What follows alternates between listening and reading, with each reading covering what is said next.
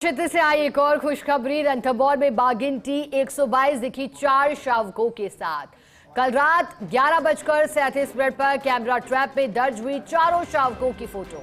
One मंत्री संजय शर्मा ने अपने सोशल मीडिया अकाउंट पर फोटो शेयर की है।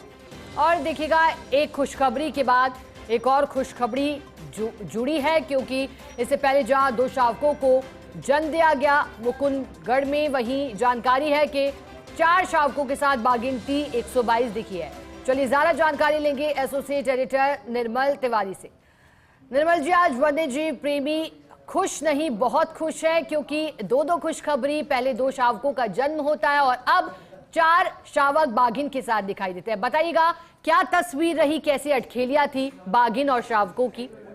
निश्चित तौर पर देखिए शिखा, बहुत बड़ा दिन है, बहुत बड़ी खुशखबरी है। रणथंभौर फर्स्ट और रणथंभौर सेकंड दोनों जगह से एक दिन में एक साथ खुशखबरी आई, यानी 2 बाघिन 2 अलग अलग स्थान पर 2 और 4 यानी कुल 6 शावकों के साथ नजर आती है। तो निश्चित तौर पर डबल धमाका है आज के दिन तो, और वन्य जीव प्रेमियों में इसको लेकर के उत्साह। और खास बात यह कि खुद वन एवं पर्यावरण मंत्री संजय शर्मा है, उन्होंने अपनी एक्स पोस्ट पर लगातार दोनों जानकारियां दी, दोनों की तस्वीरें जारी की हैं, और पूरा वन महकमा जो है वो भी इससे खासा खुश नजर आ रहा है। अगर हम पहले बात करें RTR सेकंड, यानी कि अगर रणथंभौर द्वितीय क्षेत्र की हम बात करें, तो वहां जो करौली वाला जो वन क्षेत्र है, वहां पर आज सुबह जो 2303 जो है RT 2303, वो 2 शावकों के साथ नजर आई थी। कैमरा ट्रैप में उसकी फोटो सामने आई। जो शावक हैं वो 4 से 5 महीने के बताए जा रहे हैं, यानी कि लगातार जो वो बाघिन है वो और उनके जो शावक हैं उस वन क्षेत्र में विचरण उनका दिखाई दे रहा है। जो वहां के तमाम जो वन अधिकारी हैं वो लगातार इस बात की मॉनिटरिंग कर रहे हैं, और खुद फील्ड डायरेक्टर अनूप केआर जो है वो भी लगातार, उन्होंने भी मॉनिटरिंग बढ़ाने के निर्देश दिए हैं। ट्रैकिंग, मॉनिटरिंग, सर्विलांस जो है बाघिन और उसके शावकों के आसपास बढ़ा दी गई है। दूसरी खुशखबरी की बात करें तो बिल्कुल डबल धमाका है। देखिए, 4 शावकों के साथ एक साथ बाघिन T122 का नजर आना रणथंभौर के अंदर निश्चित तौर पर खुशखबरी है। और खुशखबरी इस मायने में भी कि लगातार अब जो बाघिन के जो शावक है, जैसे पहले एरोहेड की हम बात करते थे, 3 शावक हैं, काफी बड़े हो गए हैं। रिद्धि के 3 शावक है, बड़े हो गए हैं। सिद्धि के 3 शावक है, वो बड़े हो गए हैं।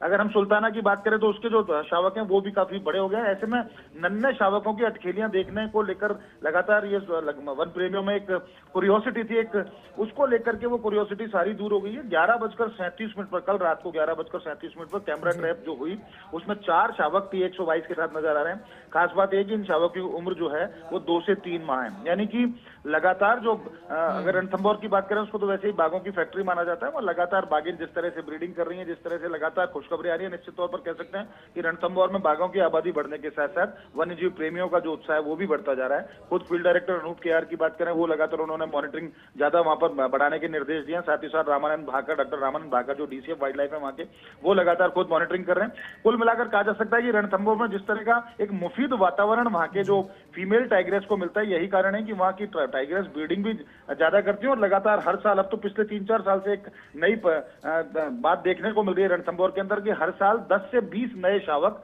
रणथंभौर के अंदर पैदा हो रहे हैं, यानी रणथंभौर में बाघों की आबादी बढ़ रही है। यही कारण है कि रणथंभौर एक बड़े डोनर के तौर पर भी होगा है। अगर हम रामगढ़ विषधारी की बात करें तो वहां रणथंभौर से ही भेजे गए हैं बाघ बाघिन। हम अगर मुकंदरा की बात करें तो वहां रणथंभौर से ही बाघ बाघिन भेजे गए हैं। सरिस्का में जो बाघ बाघिन शुरू से रणथंभौर से सरिस्का में शिफ्ट किए गए हैं।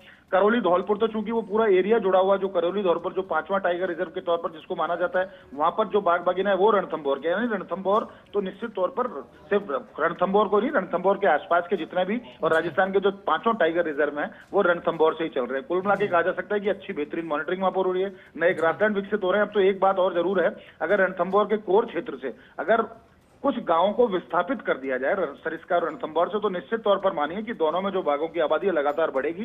सरिस्का जल्दी 50 के मार्क को टच कर देगा, 43 के मार्क पे था, लेकिन एक बाघ चूंकि हरियाणा पहुंचा और उसके बाद रामगढ़ विषधारी छोड़ा गया, वहां उसकी मौत होगी। तो अभी सरिस्का में 42 बाघ है, जिसमें से 2 जयपुर क्षेत्र के अंदर घूम रहे हैं। और अगर हम रणथंभौर की बात करें तो वहां बाघों की संख्या लगभग 80 हो गई है, यानी रणथंभौर भी 100 के जो मार्क है उसकी तरफ तेजी से बढ़ रहा है। ऐसे में बहुत ज्यादा जरूरी है कि वहां बाघ बाघिनों का जो संतुलन है उसको बरकरार किया जाए, और एक तुरंत प्रभाव से ऐसी योजना बनाई जाएगी बढ़ती बाघों की आबादी के साथ वहां किस तरह से उनका ह्यूमन से कॉन्फ्लिक्ट नहीं हो, इस बात को लेकर के भी लगातार प्रयास करने चाहिए। क्योंकि आसपास के जो गांव हैं, T86 की जो घटना है हम अभी भूले नहीं है। कल जिस तरह से श्यामपुरा क्षेत्र की घटना थी जिसमें 3 दिन बाद एक शव मिला ग्रामीण का, तो निश्चित तौर पर इस तरह की घटनाओं की पुनरावृत्ति ना हो। लेकिन ओवरऑल अगर हम बात करें शिखा, तो रणथंभौर से शानदार खुशखबरी आई है। रणथंभौर फर्स्ट और रणथंभौर सेकंड दोनों में ही एक दिन से 2 बाघिनों द्वारा शावकों को देखना उनके साथ निश्चित तौर पर बड़ी खबर है। ऐसे में माना जाना चाहिए कि राजस्थान में वन और वन्यजीव वन्यजीव संरक्षण के जो कार्य है वो सही दिशा में चल रहे हैं। और निर्मल जी, मैच दुबई में जरूर चल रहा है भारत और पाकिस्तान का, लेकिन खुशी का चौका